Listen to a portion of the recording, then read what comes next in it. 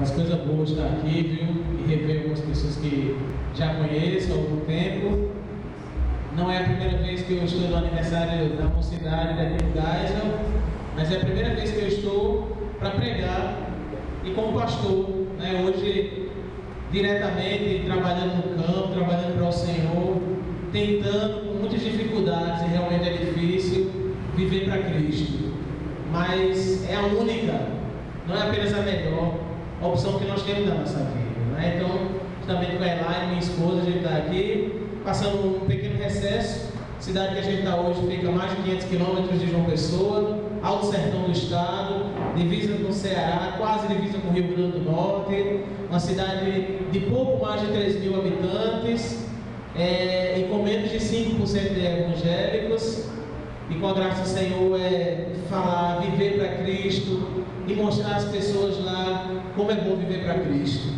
E eu olho para aqui e fico muito feliz de ver muitos jovens, porque cresci numa igreja como a Torre, que na minha época eram quase 60 jovens, e hoje ainda tem bastantes lá.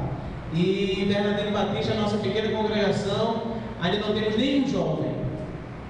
Então, a cidade tem inúmeros jovens.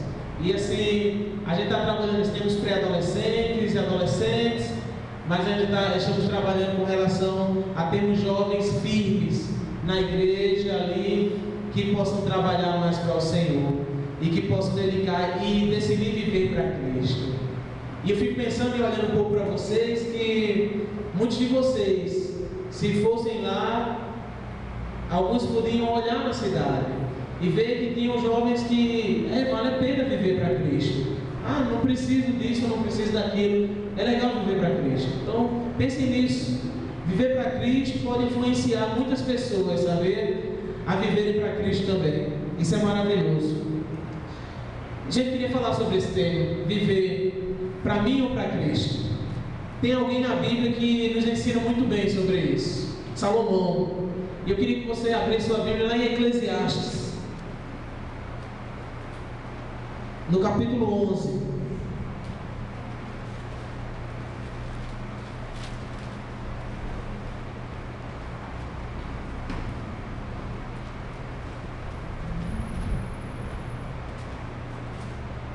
Eclesiastes capítulo 11, versículo 9. Apenas esse versículo, mas eu peço que você fique com a sua Bíblia aberta em todo o livro de Eclesiastes.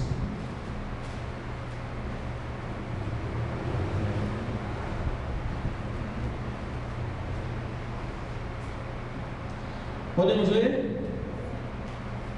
Diz assim, só o verso 9: Alegre-se, jovem, na sua mocidade, seja feliz o seu coração nos dias da sua juventude, siga por onde o seu coração mandar, até onde a sua vista alcançar, mas saiba que por todas estas coisas Deus o trará a julgamento. Vou ler mais uma vez aqui o texto.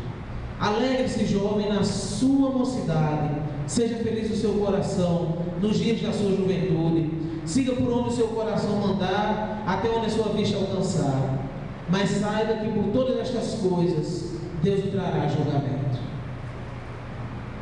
Eu acho interessante porque o tema desse 14º aniversário dos jovens aqui do Geisel faz uma pergunta que de maneira mais clara nós responderíamos de primeira: não, eu vivo para Cristo. Mas é interessante que essa pergunta, não necessariamente dessa forma, mas a pergunta sobre o sentido da vida, qual o sentido de viver, por que eu estou aqui, o que é que faz sentido viver, não é uma pergunta tão atual assim. Na verdade, ela é muito histórica, essa pergunta, sabe? Pergunta simples e que cada resposta é diferente da outra. Essa pergunta, qual o sentido de se viver? Para quem eu vivo? Por que viver? Sabe? É uma pergunta que está sendo feita por séculos, pelos mais bravos heróis da história, pelos mais sábios pensadores, pelos mais inspirados poetas. Todos tentaram chegar a uma conclusão: por que eu vivo? Qual o sentido de se viver? Na atualidade é interessante que essa pergunta continua, e talvez muitos de nós, caminhando aqui na igreja até, pessoas que nós conhecemos na nossa convivência, já se perguntou isso: por que eu vivo? Para quem eu vivo? Qual o sentido de se viver? Sabe, é interessante como produtores de cinema tentaram responder essas perguntas.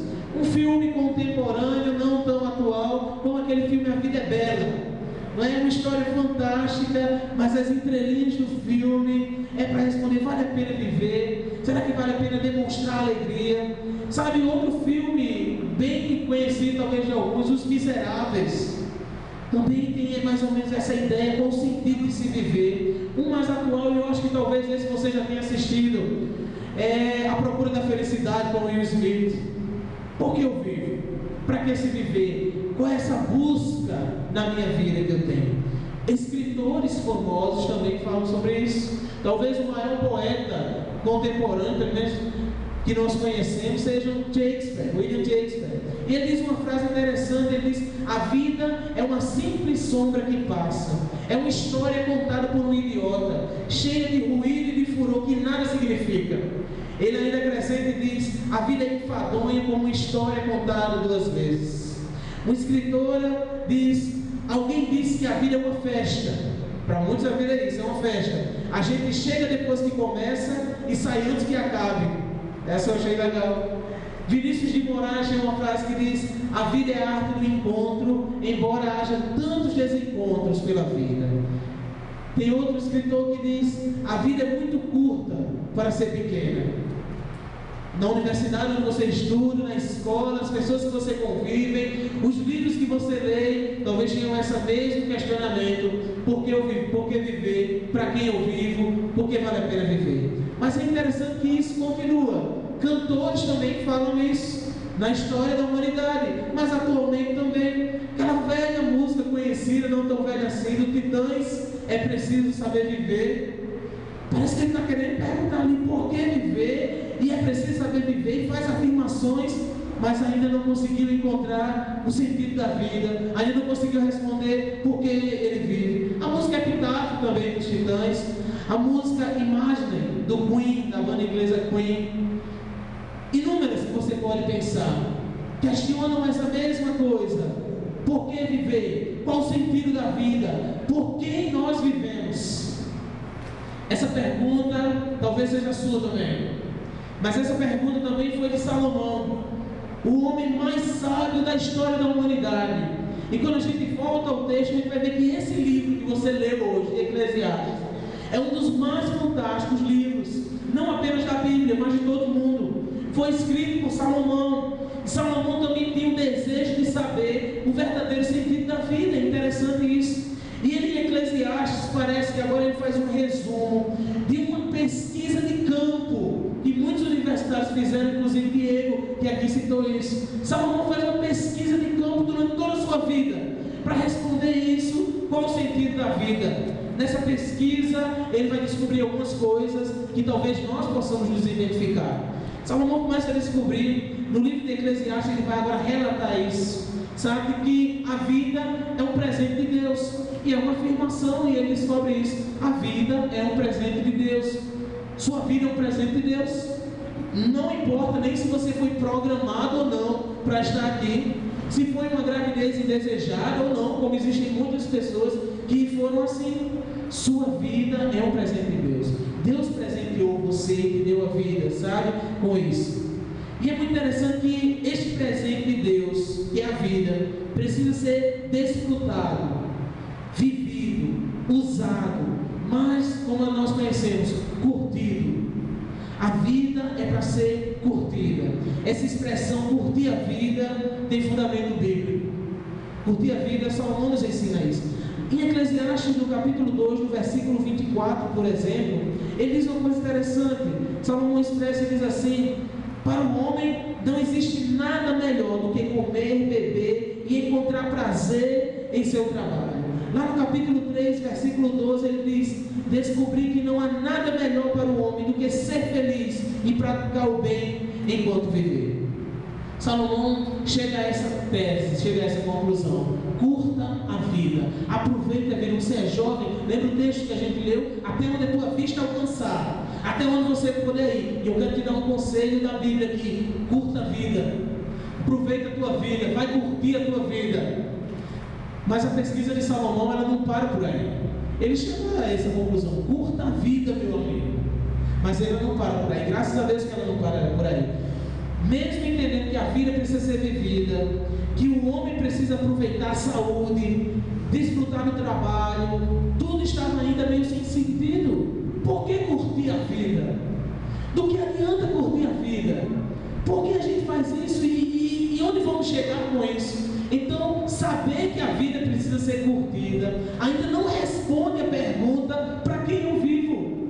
Ainda não responde a pergunta: qual o sentido da vida? E é por isso que Salomão continua a pesquisa para descobrir algumas coisas. A pesquisa de campo dele fica ainda mais apurada. Ele já sabe que a vida precisa ser vivida, curtida. Agora ele quer saber qual o sentido de viver essa vida que Deus presenteou, qual o sentido de se curtir a vida. E na busca por entender o sentido da vida, Salomão chega a mais uma conclusão. Sabe? Que o ser humano nunca está, a juventude, os jovens nunca estão plenamente realizados com os prazeres que eles curtem no dia a dia. Ele chega a essa conclusão lá no capítulo 1, versículo 2 ao versículo 11. Salomão vai falar aquele termo que na maioria das traduções traz: tudo é vaidade. Sabe? Lá no capítulo 1, versículo 2 até o versículo 11, ele vai dizer: que grande inutilidade, ou vaidade de vaidade, como diz a tua tradução. Sabe? Aqui a gente se depara com uma verdade singular: tudo é vaidade, ou seja, inutilidade, ilusão, não vale a pena. Curtir a vida, e a gente pode curtir a vida aqui, e muitos podem estar curtindo a vida com drogas, muitos podem estar curtindo a vida nos diversos lugares do mundo. Tudo é inútil, de nada vale a pena. Começa no dia, no outro dia termina, tudo é ilusão. Salomão chega a essa conclusão também: rapaz, eu vou curtir a vida. E ele curtiu a vida, quase adoidado, viu? Mas agora ele chega dizendo: ilusão, vaidade, do que é que adianta? É muito interessante a expressão que ele usa no versículo 11: ninguém se lembra dos que viveram na antiguidade, e aqueles que ainda virão, tão pouco serão lembrados pelos que vierem depois deles. Nós nos deparamos com isso, sabe? O homem está sempre buscando novidades. Essa observação de Salomão, feita há quase 3.000 anos, é tão real nos nossos dias. Nós somos tão insatisfeitos. Você já pensou como você é insatisfeito? As novidades de ontem são as antiguidades de hoje. Lembra das músicas? Há algum tempo viajando, e acho que foi no período que eu fui para o sertão, era Reboleto. Tocava em tudo que era infeliz de bar, não aguentava mais. Hoje tem algumas músicas de forró tão em alta. Passou. Agora esse cara sou eu, e não sou eu, viu? Daqui a pouco fica no esquecimento. As músicas passam. É interessante que a tecnologia também. Como eu me lembro, o primeiro celular do meu pai, ele era mais ou menos do tamanho desse microfone aqui, só que ele ainda abria uma capinha assim, e ele puxava uma anteninha para cima, de maneira que se meu pai fechasse, conseguia cobrir todo o rosto dele. Eu não sei, mas meu pai teve esse celular histórico aí, sabe? Aí a coisa foi evoluindo. Quem tinha celular com o famoso Vibracal era quem era famoso, e fazia questão de colocar na mesa e era um famoso da época. Era exatamente celular assim, Walkman. Sabe, eu estou dizendo que tem muita gente mais jovem que não lembra isso, mas alguns mais antigos, né? E tem alguns mais jovens mais antigos, como o menino da bateria e essa menina Camila aqui que estava cantando aqui, que na minha época de mocidade, que não vinha para aqui, eles já estavam aqui, viu? Walkman. O meu primeiro Walkman era de fita, e eu me lembro que ele era muito grande, que apoiava aqui e ficava um quadradão aqui, colocava fita e vinha um fone, a pessoa tinha que andar um pouco de lado assim. Aí depois veio o Discman, também enorme, você colocava o CD assim. Ficou na antiguidade. Começaram os MP3, com 250, né, ali, uma memória curta, e era o maior sucesso, o pessoal caminhando com o MP3. Os fones de ouvidos passaram a ser pequenininhos, e hoje voltaram a ser grandes. Somos muito insatisfeitos com o que temos. Você compra uma roupa hoje, e daqui a 2 semanas você já quer comprar outra. Você não se sente satisfeito com isso. Salomão chega a essa conclusão, pensou nisso? O homem é insatisfeito com o que tem, sabe? Computadores também, meu Deus, meu primeiro notebook, e eu ficava tão feliz quando a internet conseguia baixar um site em 40 minutos. Sério? Hoje em dia a gente não consegue passar esse tempo todo na frente do computador. As redes sociais foram evoluindo. Antes, a gente quando começou, saímos de carta para o e-mail, né? Começava o MSN, o Windows 98, tudo com aquela janelinha subindo e descendo. E hoje tudo tão moderno. E aí a gente foi evoluindo o Orkut. Se eu perguntar aqui quem ainda tem Orkut, eu acho que quase 100% vai dizer eu não tenho mais. Daqui a pouco vão criar outra rede social que não é mais o Facebook, daqui a alguns anos. E quem vai ficar no esquecimento? O Facebook. Salomão já dizia isso. Insatisfação. A gente não lembra mais das coisas, nem das pessoas na antiguidade, porque o homem está buscando novidades nas áreas profissionais, nos relacionamentos, até na nossa própria vida na igreja. A coisa vai ficando enfadonha, a coisa vai demorando a acontecer. São essas as conclusões, para tentar responder qual o sentido da vida, para tentar responder por que nós vivemos, para quem nós vivemos. Só que depois que a gente sabe que a vida é um presente de Deus e precisa ser curtida, mas que curtir a vida não tem sentido nenhum, porque tudo acaba e nós somos insatisfeitos com essas coisas, que os prazeres da vida não trazem plena realização, a pergunta continua para a gente: por quem você vive? Qual o sentido de você viver?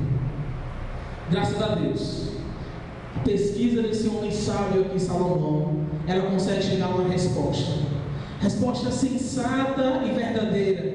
Salomão consegue entender um sentido para a vida, e o sentido é que, se diante de tantas coisas que a vida traz, oportunidades, insatisfações, satisfações, tristezas, alegrias, decepções, se eu não escolher viver para Cristo, dedicar minha vida, minha juventude para Cristo, nada faz sentido.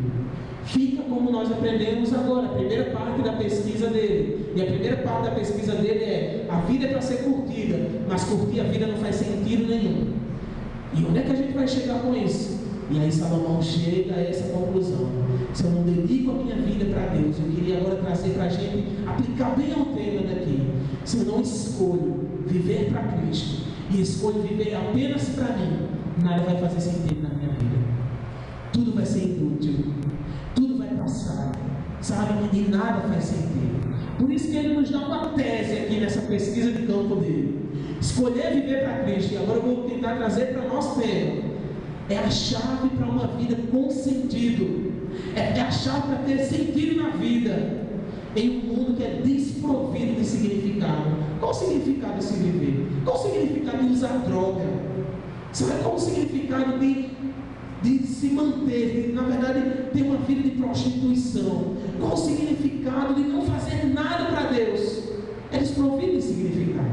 Por isso, apenas vivendo para Cristo é como eu vou conseguir chegar a essa conclusão: a minha vida vai ter sentido. Só que Salomão vai nos dar exatamente algumas lições que eu queria trazer para vocês. Por que nós devemos viver para Cristo? Ele vai agora fundamentar essa tese dele: por que viver para Cristo é a melhor escolha que nós podemos fazer. Em primeiro lugar, no livro de Eclesiastes, lá no capítulo 11, no versículo 10, Salomão vai nos ensinar uma verdade aqui: viver para Cristo me prepara para o fim do meu vigor físico. Lá no capítulo 11, versículo 10, Salomão diz: afaste do coração a ansiedade e acabe com o sofrimento do seu corpo. E ele vai dizer: pois a juventude e o vigor são passageiros. Viver para Cristo, porque um dia esse ânimo, essa força, passar a semana na universidade, organizar toda essa festa maravilhosa aqui, um dia a gente não vai ter essa força toda. Um dia a gente ia dormir e tinha ânimo para acordar de 5 horas da manhã e ir para a igreja, não é verdade? Mole. E hoje parece que as coisas já vão piorando e a gente já quer dormir um pouco mais. Salomão enfata ao dizer que o vigor da juventude vai acabar um dia. Diante desse texto, a gente se depara com a realidade de alguns dos nossos pais, alguns dos nossos avós, que brincavam com a gente, que tinham aquele ânimo, e que hoje já não tem tanta força física assim. E não se engane, um dia vai acontecer